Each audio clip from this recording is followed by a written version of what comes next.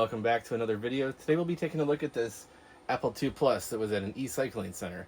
We've got it booted up here, and as you can see, it is running Linux for PowerPC.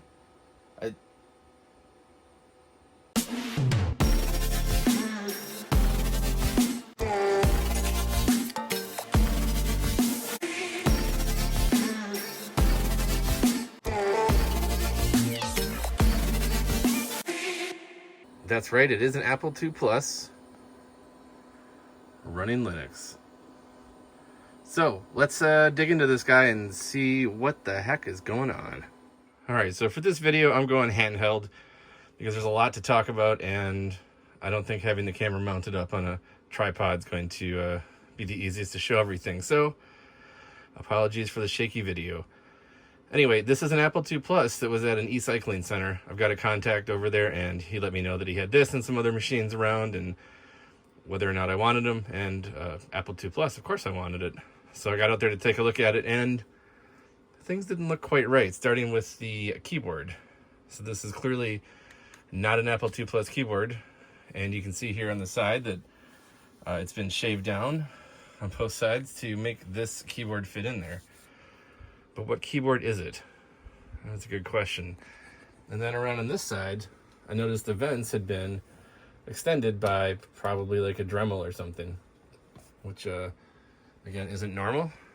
So it's typically, typical amount of dirt on one of these things. So let me unplug it, and I'll show you why it's important to unplug it before I open it. All right, so if we lift it up and drop it over, this is what's going on inside this machine. There are some things happening here that are not Apple II Plus type things.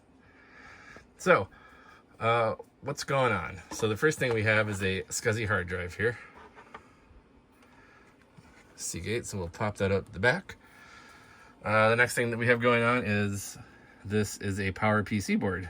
This is a PowerPC 601 chip with PCI slots and a network card in it. Okay, it's interesting. So definitely not an Apple II. If we look back here, we can see what remains of an Apple II power supply that has been tied to speaker wire wrapped in electrical tape, which runs over to a distribution block back here, which looks like it has two plugs coming off of it. So one of them comes up here into this board, which is a power supply. And this power supply has a whole bunch of individually connected wires that go down to the PowerPC board. And here is a button that turns the machine on. So this would be the power on the triangle key button on any standard Mac keyboard. So what is this? So it looks like what somebody did is they took an old Apple II Plus and decided they'd rather have a Macintosh, PowerPC Macintosh, running inside of it. And they did a whole bunch of custom work, some of which is pretty good, some of which is terrifying and an electrical hazard. But let's dig into this and see what we can make out of it. All right, so it's quite a large board, and it's got PCI slots and a PowerPC 601. And you can see it tucks up underneath the keyboard back here. Original lineup of PowerPC Macs didn't have PCI slots. So certainly not the very first PowerPC, but one of the early ones. Then what we have here is an ADB cable routed from under the keyboard here over to plug into the ADB port. And there is the standard Mac monitor port there. When I took this machine apart originally, this was plugged in, and somebody had just cut it off, unfortunately, instead of, I guess, unplugging it. But somebody had done some work here to get this to fit, and it was just running out one of the back slots here. All right, so what else do we have going on? So the keyboard here, which is in here loosely now, was hot glued in. Very clearly the hot glue is here, and it has failed. Well, mostly failed. Looks like this side might be holding up pretty strong. No, that's loose too. So I think we can slide the keyboard out. Maybe not. think it's catching up on the RAM here. All right, so what I want to do is pull the whole board out so we can get the keyboard out and see what's going on. All right, so I'm going to pull the board up, disconnect my monitor, disconnect the ADB, I'll unhook the power supply, unhook the SCSI cable, and I think the board should be free to come out now.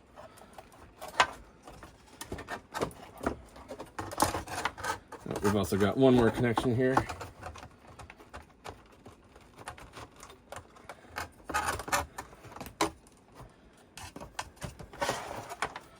And is this the speaker? It is. There is a speaker as well. We'll disconnect that too. It's kind of stuck on there.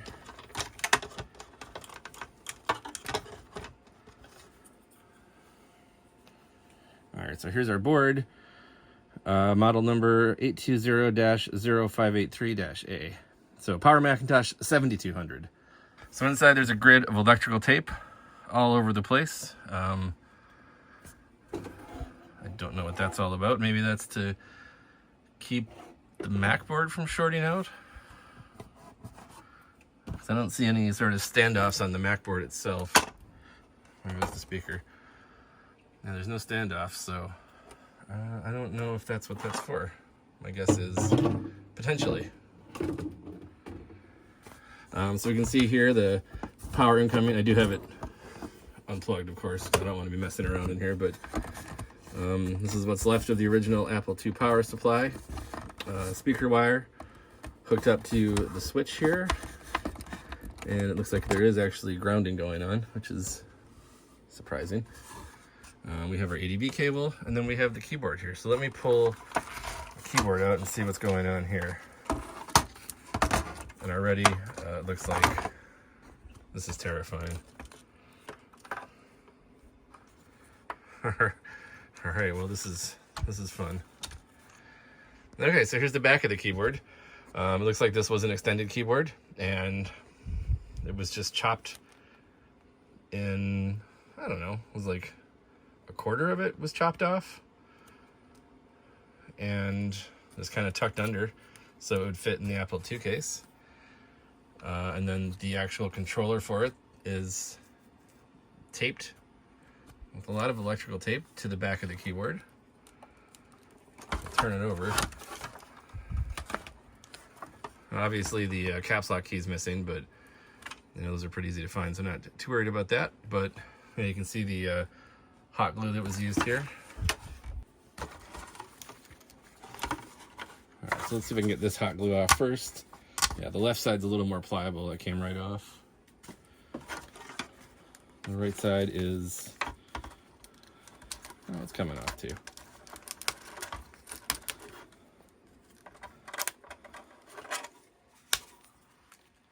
And I guess that piece can stay there. So you can see somebody had just cut right through here, probably again with the Dremel, taking the back plate off to get rid of the extra area where the keyboard used to be. And then here's the cable from the actual contact itself plugged in here to the keyboard controller, which is just taped on, and then of course, you know, just standard ADB cable. Well, this is quite a hack, and not in a good way. Oh, and you can see that here is the power button that would normally start up the Mac. It's got a wire that's been soldered to it. I presume soldered, I can't really see, but hopefully soldered over to the start button here. So that's how that all works. This is the work of a madman or woman. All right, well, that's the keyboard. And then the last thing here is there's a fan where those grills were extended. And this is tied to the power supply. It's not always running. It only runs when the power supply is actually running. So that is actually not a bad hack, because these Macs do run hot. There is obviously no cooling fan on the heatsink for the processor, so getting the airflow through the case is actually one of the good things that they did here. Now over to this power supply. Yeah, I mean, this looks pretty professional, I suppose. You know, each wire is individually connected twice. Once for the Mac connector, and then once for here. I guess it was just to lengthen it, probably. I'm guessing between the original power supply connector that they had and the power supply itself, which, by the way, is also hot glued on. But this hot glue seems to have not failed. Yeah, the length must have just been too short, and everything got extended here with mostly black wires, but sometimes red, sometimes green. But hey, if it works, I guess. But having an exposed power supply like this, just hanging out in a case, not exactly a smart idea. And then we had the hard drive, which was just kind of sitting on top of the, well, when I first opened it, it was sitting on top of the heatsink for the processor, but I don't know where the person who set this up originally would have had that. Maybe they had a better place for it. So now the question is, what do we do with this thing? I mean, I think there's a lot more Apple II Plus cases out there than there are boards due to battery damage and corrosion, things like that. So the case isn't particularly valuable. A PowerMac 7200 board isn't particularly valuable. This keyboard really only can be used in this case. And there are some good things about this. It's an interesting piece. So I don't think it's worth it to go out and get a replacement PSU and to try to find an Apple II Plus board. Especially with the case being as damaged, we'd need to find a keyboard, and then the keyboard wouldn't fit anymore. So I think really the only option here, besides sending it back to the e-cycler, is to get it cleaned up, refit the keyboard, and let it continue living as a PowerMac 7200 running Linux. All right, so I've moved the camera back to where you're used to being, high above my workbench here.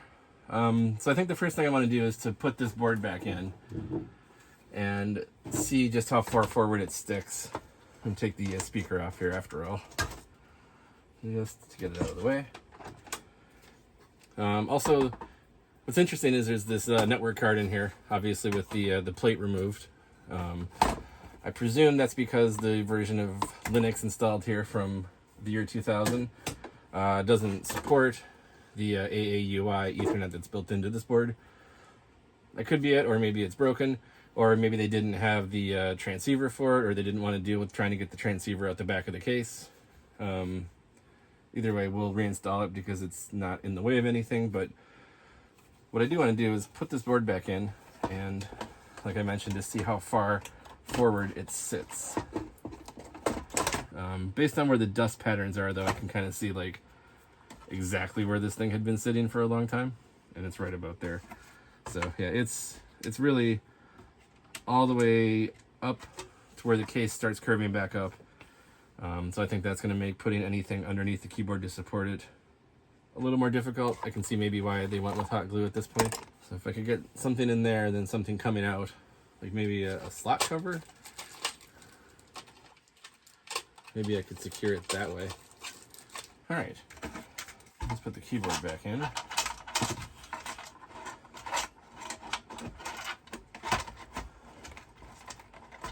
Almost. So close. I think the metal is hitting. Well, I could shave a little bit more of the metal off. So close to fitting.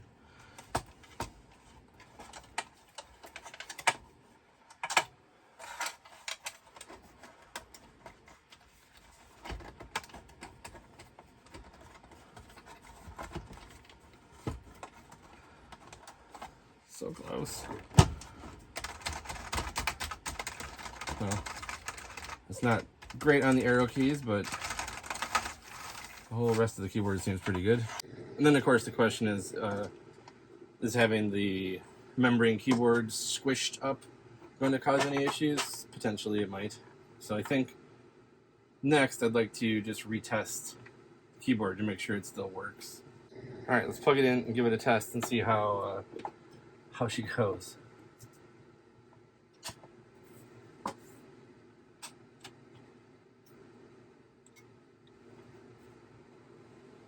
Well, the power on switch still works. All right, she's booting up.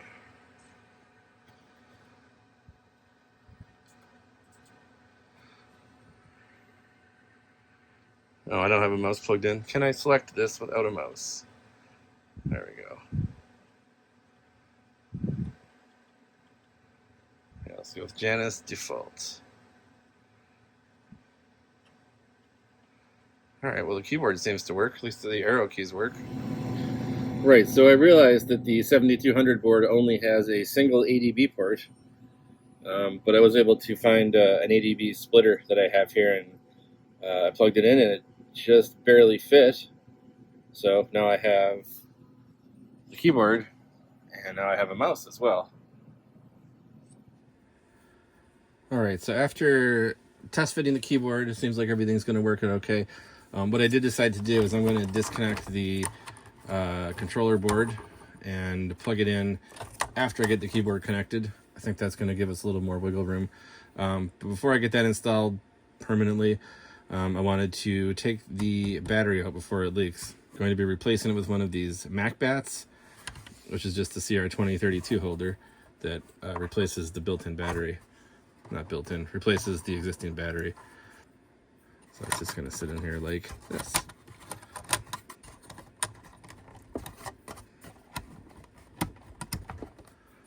So I'm still working on a hard drive placement, but I did, in the meantime, fabricate this Mac video cable. So I had some blank female and male ends, and I just used an old IDE cable, split it apart, soldered it on, and now I can not have to run a monitor directly in here. I can have it hanging out the back. So that means I can use any monitor with it as opposed to having to have one always connected. All right, so there was this other power cord coming out of the back of the machine here, out of this distribution block. This was clearly to power the always attached monitor. We don't need that anymore, so let's see if we can't just remove that without breaking anything. All right, we got that out. So that does leave that with mains voltage going through it, but it's not exposed wire. It'll be in the case. I think that's okay. Maybe there's a way to make that better, but I think we'll just leave that as is. And then for the hard drive, so I took the 3D printed mount from a Blue SCSI and just put that on the back. These screws are actually recessed from the block, so they won't be shorting anything out. If it focuses, you can see that. And then I can place that right here on the board, and that gets it elevated off the board, only the plastic touching. The only problem is I needed then an extension to my SCSI cable because it wasn't quite long enough, so I happen to have this extender line around, so we'll use that. And then the only thing left is, well, besides cleaning it, is the power supply. And I've decided I'm not going to touch that. I mean, it seems like it's glued on pretty fine. I don't feel anything coming loose, and this mess of cords works, but it also frightens me. All right, so I've reinstalled the network card, and I've got a network cable running here out to a coupler, so that way we don't have to take the case off to plug in networks.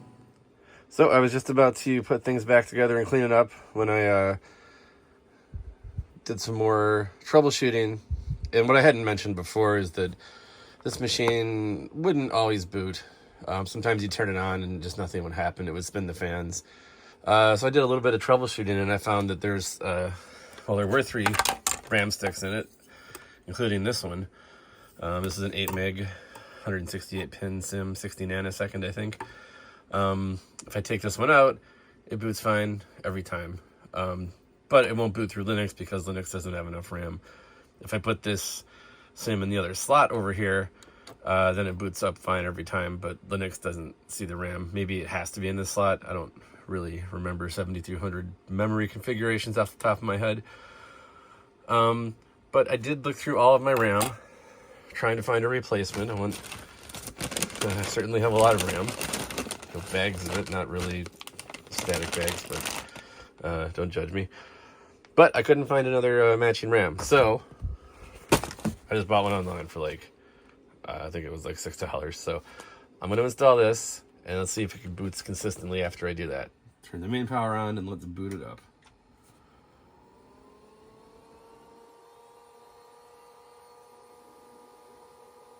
And the video came right on, so you can't see it, it's on the wall, but that means that it likes this RAM stick. And let's see if we can boot Linux. And again, you can't see it, just take my word for it. Well, maybe you can hear the hard drive, but it is booting Linux. Okay, so that's good. So this Cursed PowerMac 2E had a Cursed RAM stick in it. And I do have one more thing that I purchased that I think is going to make this thing a lot easier to use. So let me go grab that. And here we have an S-Video extension cable. So as you may or may not know, S-Video and ADB use the same pinout. S-Video cables make good ADB cables. ADB cables make really bad S-Video cables. I think it's due to the shielding, why it works one way but not the other. But either way, you know, trying to hunt down an ADB extension cable in 2023 is going to cost you some money. Whereas an S-Video extension cable, I think this was also like $6, about the same price as the RAM. So what that means is I can plug this in and not have to have the mouse always connected to the machine. So you may recall I've got network running out the back with this jack. I've got video through my custom wire that I made. And now I'll have the mouse cable as well. So let me go ahead and log into Linux so I can shut it down cleanly. So I'm using this network card to kind of keep all the wires over here away from the power supply, because when it closes, it sits here. I don't want it touching anything because it's still scary. Super sketch, but it's fine. So we'll just run that out the back. We'll put the hard drive back here. All right. So now I think we truly are ready to close things up. So I'm going to go ahead and do that.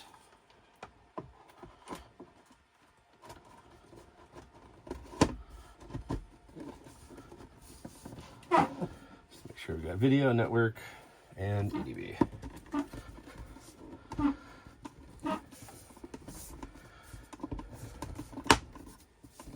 All right, so let's plug our mouse back in.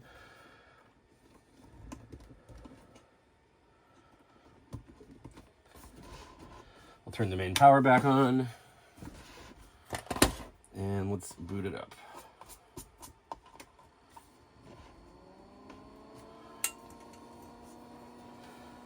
So assuming this all boots and everything looks good and the mouse works, and I'm getting a picture, so that's great.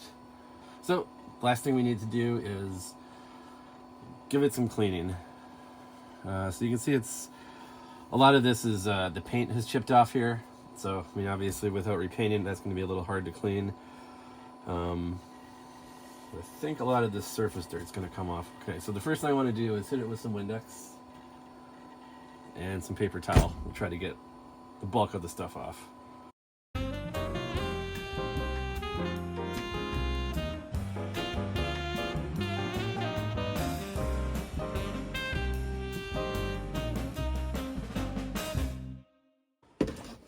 And then there's a couple of spots where there's just like some extra gunk, and that comes right off with some isopropyl alcohol. So we'll just touch that up there, and I think I'll use isopropyl alcohol on the keys as well. That's kind of gritty, maybe a combination of both, but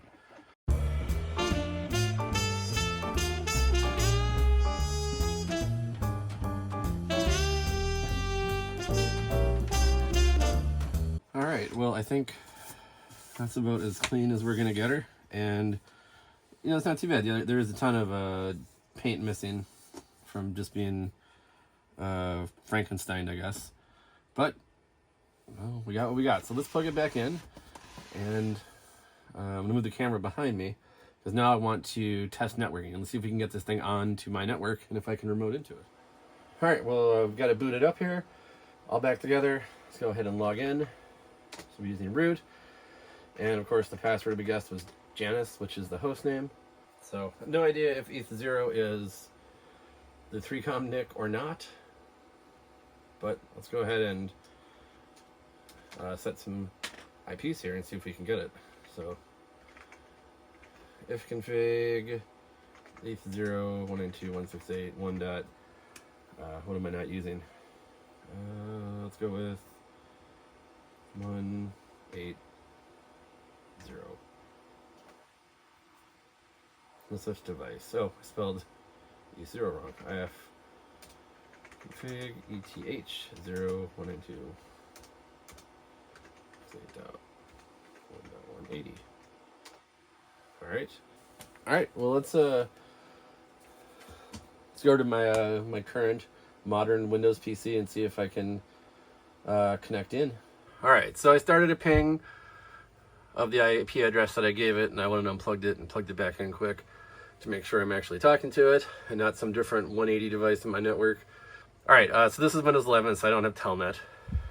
I don't have SSH, but I do have PuTTY.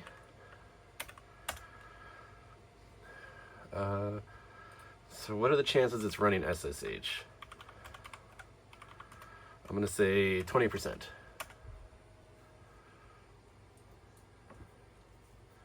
Whoa, look at that. Log on as root. Yeah, no supported authentication methods available. All right, so I went into the sshd_conf file. I set password authentication to yes, which should allow us to connect through PuTTY SSH. So if I go here and connect, I can log on as my Janice user. Maybe it's Janus. I don't know. But we're in. So we should be able to SU as root. There we go.